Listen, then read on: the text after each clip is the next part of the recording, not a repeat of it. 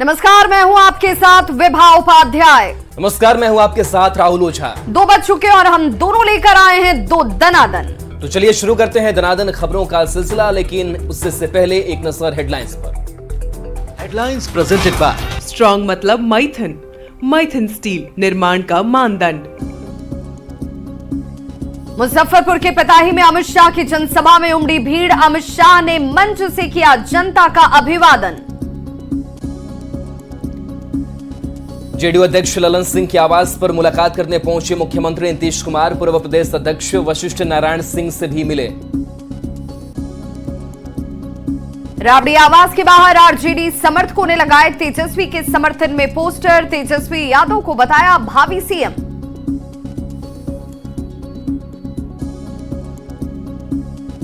बेटा के पतलौटिया में हुई गोलीबारी मामले में बालू माफिया विकास गोप गिरफ्तार। हत्या, लूट सहित कई मामलों में था वांटेड। मुजफ्फरपुर में एसबीआई का एटीएम काटकर उड़ाए 35 लाख रुपए। एटीएम में लगा सीसीटीवी भी तोड़ा। हेडलाइंस प्रेजेंटेड बाय स्ट्रॉन्ग मतलब माइथन। माइथन स्टील निर्माण का मानदंड।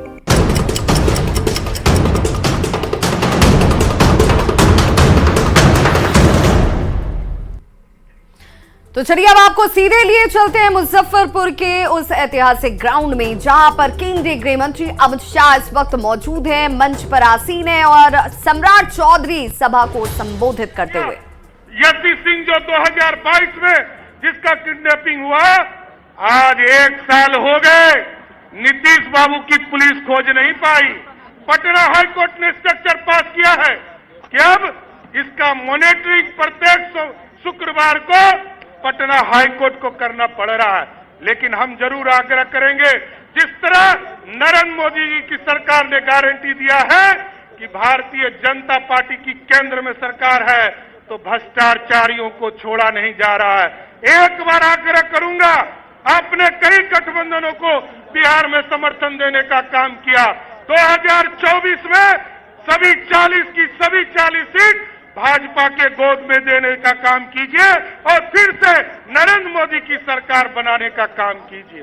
और बिहार में यदि गुंडाराज, बिहार में अपराधी को यदि बिहार से भगाना चाहते हैं, एक बार भाजपा की सरकार 2025 में भी बिहार में देने का काम कीजिए। यही आग्रह और निवेदन करते हुए मैं आदरणीय गृह मंत्री जी का मुजफ्फरपुर की पावन धरती पर स्वागत करते हुए अपनी बातों को विराम देता हूं। बहुत बहुत धन्यवाद।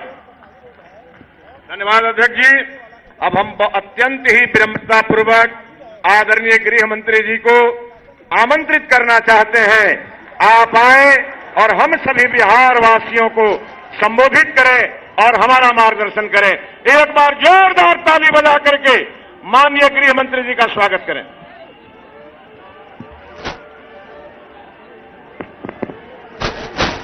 मेरे साथ बोलिए, भारत माता की।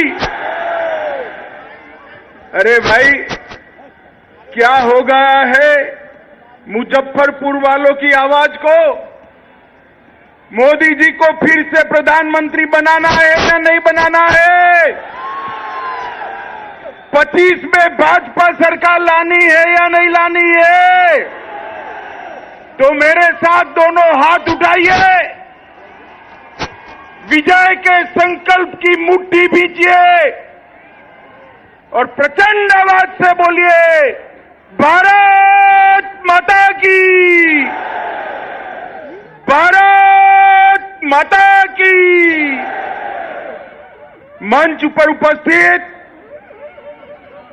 हमारे प्रदेश अध्यक्ष श्रीमान सम्राट चौधरी जी, विपक्ष के नेता श्रीमान विजय जी, श्रीमान साहनी जी, मंच पर उपस्थित भारत सरकार के मंत्रीगण, सांसदगण, विधायकगण और बैठे हुए भारतीय जनता पार्टी के पदाधिकारीगण, और आज ये रैली नहीं रेला दिख रहा है, उसमें आए हुए सभी प्यारे भाइयों, बहनों, माताओं और मेरे जिगर के टुकड़े जैसे युवा मित्रों, आप सभी को नमस्कार। सबसे पहले तो मैं एडवांस में ही समग्र बिहार की जनता को छठ महापर्व का बहुत बहुत शुभकामना देना चाहता हूं। अभी ही छठ का उत्साह दिखने को मिल रहा है। मैं छठ मैया से प्रार्थना करता हूं कि आने वाले समय में ये बिहार जंगल राज से मुक्त हो, पलटू राम से मुक्त हो। मित्रों, मैं यहां स्थित बाबा गरीबनाथ और खगेश्वरनाथ मंदिर में विराजमान भगवान शिव को चरण में वंदना कर कर मेरी बात की शुरुआत करता हूं। मित्रों, ये भूमि खुदीराम बोस, जुब्बा साहनी, पंडित सहदेव झा जैसे क्रांतिकारियों की भूमि है। ये तीनों क्रांतिकारियों को मैं प्रणाम कर कर मेरी बात की शुरुआत करता हूं। मित्रों, आज मैं जब उत्तर बिहार में आया हूं तब लगभग पूरे बिहार के सभी अंचल का मेरा दौरा आज समाप्त हो रहा है। मैं फिर से एक बार बिहार की जनता का हृदय से धन्यवाद करना चाहता हूं। मित्रों, 2014 में बिहार की जनता ने मोदी जी को 31 सीटें दी और 19 में 39 सीटें दी। इस बार 24 में एक का कमी रह गया है। 24 में 40 की 40 सीटें मोदी जी की झोली में डाल दीजिए। और मित्रों, इससे भी बड़ा विनंती है कि 2025 में इस बार कमल फूल की सरकार बनानी है, भाजपा सरकार बनानी है। क्योंकि आपने जब आशीर्वाद दिया, ये पलटू राम ने पलटी मारकर जनादेश का द्रोह किया। मुझे बताओ, आपने लालू जी के जंगल राज के खिलाफ वोट दिया था या नहीं दिया था? जोर से बोलो, दिया था या नहीं दिया था? ये पलटू राम प्रधानमंत्री बनने के लिए बिहार के जनादेश के साथ द्रोह करे है और बिहार को जंगल राज की, गुंडा राज की भेंट पर चढ़ाने का काम नीतीश कुमार जी ने किया है। मित्रों, मोदी जी के नेतृत्व में अभी G20 हुआ और G20 में दिल्ली घोषणा पत्र को सभी देशों ने सर्वसहमति से स्वीकार कर मोदी जी का सम्मान करने का काम किया है।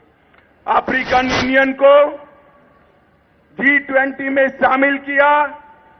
आतंकवाद, क्लाइमेट चेंज और बायोफ्यूल अलायंस को सफलता मिली और मोदी जी ने सभी राष्ट्राध्यक्षों को राष्ट्रपिता महात्मा गांधी के समाधि पर, राजघाट पर श्रद्धांजलि दिलाकर समग्र देश का गौरव बढ़ाने का काम किया है।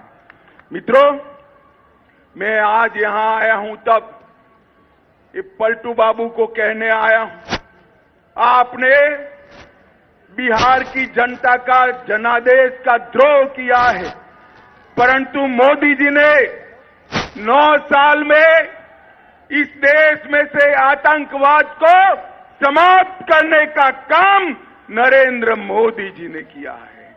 मुझे बताओ बिहार वालों, कश्मीर हमारा है या नहीं है? जोर से बोलो, है या नहीं है? धारा 370 हटनी चाहिए थी या नहीं हटनी चाहिए थी? ये आरजेडी और जदयू धारा 370 हटाने के पक्ष में नहीं थे। उन्होंने कहा कि धारा 370 हटाओगे तो कश्मीर में खून की नदियां बहेगी। लालू जी, खून की नदियां छोड़ो, किसी की कंकर चलाने की हिम्मत नहीं हुई है, कंकर चलाने की। मोदी जी ने ट्रिपल तलाक पर बैन किया, सर्जिकल स्ट्राइक और एयर स्ट्राइक कर आतंकवादियों को सीधा करने का काम किया, चंद्रमा पर तिरंगा पहुंचाने का काम किया, नया पार्लियामेंट का बिल्डिंग बनाने का काम किया और माताओं बहनों को 33% आरक्षण विधानमंडल और संसद में देकर मातृशक्ति का सम्मान करने का काम नरेंद्र मोदी जी ने किया है। मित्रों, ये जो इंडी अलायंस है, उनका एक ही एजेंडा है, नरेंद्र मोदी का विरोध करना। इन्होंने जब इनको शासन मिला तब 12 लाख करोड़ के घपले घोटाले करे थे और भ्रष्टाचार का विरोध करने वाले नीतीश बाबू आज चार्जशीटेड लोगों के साथ सत्ता का सुख भोग रहे हैं। नीतीश जी, शर्म करो, शर्म करो। लालू की खिलाफत कर राजनीति की थी, आज लालू की गोदी में बैठे हो। माताओं, भाइयों, बहनों, मुझे बताओ, 2G घोटाला करने वाले इंडी अलायंस वाले चाहिए या 5G देने वाले नरेंद्र मोदी चाहिए? जोर से बोलो। मित्रों, ये परिवार की दुकान चलाने वाले लोग हैं। एक को प्रधानमंत्री बनना है और दूसरे को, बेटे को मुख्यमंत्री बनाना है। मैं दोनों को कहने आया हूं, नीतीश बाबू, प्रधानमंत्री छोड़ दो। इंडी अलायंस ने तो आपको संयोजक भी नहीं बनाया, आप कहीं के नहीं रहे। मैंने पहले ही कहा था, आप माने नहीं। तेल और पानी कभी इकट्ठा नहीं होते हैं, अलग अलग ही रहते हैं। आगे भी देखिए लालू जी आपकी क्या गत कर रहे हैं, क्या गत कर रहे हैं। और अब हर रोज छटपटा रहे हैं। लालू जी से निकलना तो है, मगर रास्ता नहीं बचा है। कभी कांग्रेस को गाली बोलते हैं, कभी कार्यक्रम में नहीं जाते हैं, मगर उनके पास कोई रास्ता नहीं बचा है।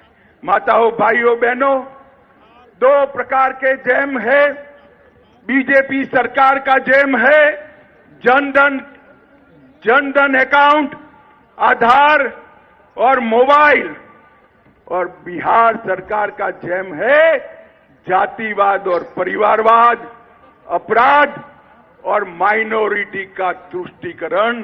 आपने मोदी जी के जैम के पास जाना है, आगे नहीं जाना है। मित्रों, अभी अभी ये गठबंधन वालों ने बिहार की जनता को गुमराह करने के लिए पिछड़ा समाज के ख्वेरखा होने की बात करी। आज मैं बिहार के पिछड़ा समाज को कहने आया हूं, इनके झांसे में मत आइए। ये जो सर्वेक्षण करा है नीतीश जी ने, सर्वेक्षण करने का फैसला हुआ तब भारतीय जनता पार्टी नीतीश सरकार में हिस्सेदार थी और भारतीय जनता पार्टी का ये फैसला था। और मित्रों, सर्वे में क्या किया? यादव और मुस्लिम आबादी बढ़ाकर ईबीसी की आबादी को कम किया। अति पिछड़ा को अन्याय करने का काम ये लालू नीतीश की जोड़ी ने किया है। मित्रों, इन्होंने हमेशा पिछड़ा समाज का कांग्रेस ने बहिष्कार भी किया, विरोध भी किया, और मोदी जी ने हमेशा पिछड़ा समाज का सम्मान करने का काम किया है। माताओं, भाइयों, बहनों, मोदी जी के मंत्रिमंडल में 27 मंत्री, जोर से बोलो कितने मंत्री? 27 मंत्री ओबीसी समाज से हैं। 35% से ज्यादा मोदी जी ने ओबीसी कमीशन को संवैधानिक मान्यता दी है। लालू जी अब 10 साल तक यूपीए सरकार में थे, ओबीसी कमीशन को क्यों संवैधानिक मान्यता नहीं दी? इसका जवाब बिहार के पिछड़ा समाज को लालू यादव दे। नरेंद्र मोदी जी ने पिछड़ा समाज की सूची को राज्यों को निर्णय करने का संवैधानिक अधिकार दिया है।